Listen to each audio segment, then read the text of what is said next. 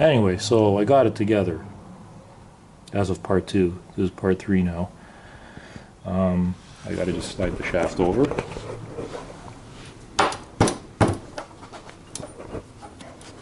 A little bit of persuasion. Maybe I gotta wiggle the wheel.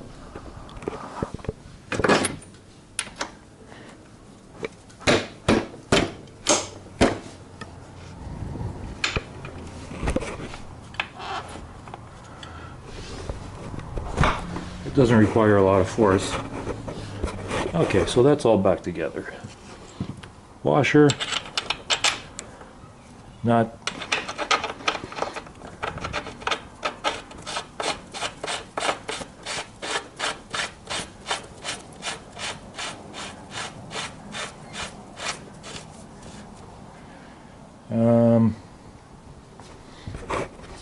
now that I got that together, I'm going to go ahead and slide this. I got this bar here. It used to be part of a floor jack. I'm going to put it through the rim. It just happens to have the sponge on it. That works really well. So when I'm torquing this clockwise, you catch it. I didn't catch in the right spot.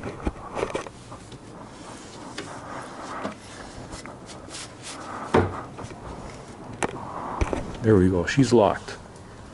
So the front nut, even though it has the washer there, I'm going to just take this back off for a moment. Folks, it doesn't hurt to put a little bit of Loctite. This isn't going to be a routine thing here. I'm not planning on changing the sprocket again for 20,000 kilometers. If there's anything left in here, there she goes.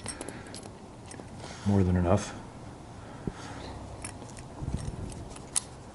Make sure the lock washer is pushed in properly. Go ahead and put my nut back on. You can see that it kind of shifted there. I want to make sure that that's lined up in the grooves.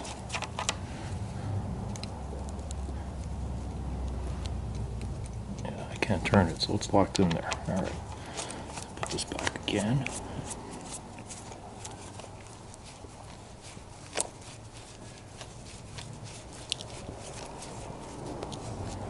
Get my trusty torque wrench over here. So it's 105 pounds, foot-pounds of pressure on the front nut.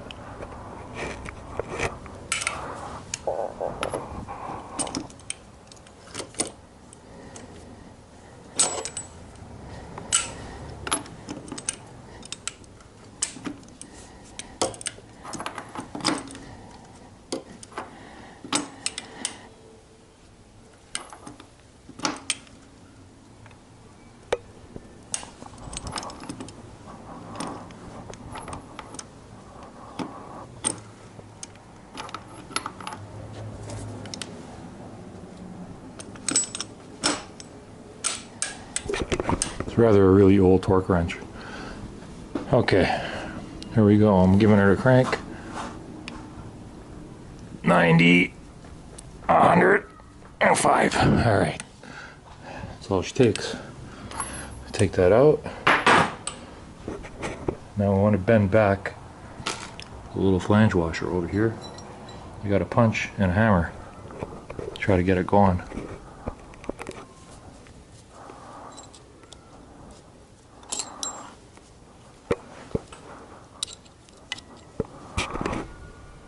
Sort of need something to pry it with.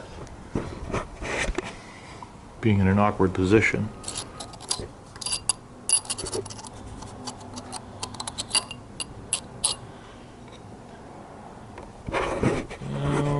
Let's see, I'll be back.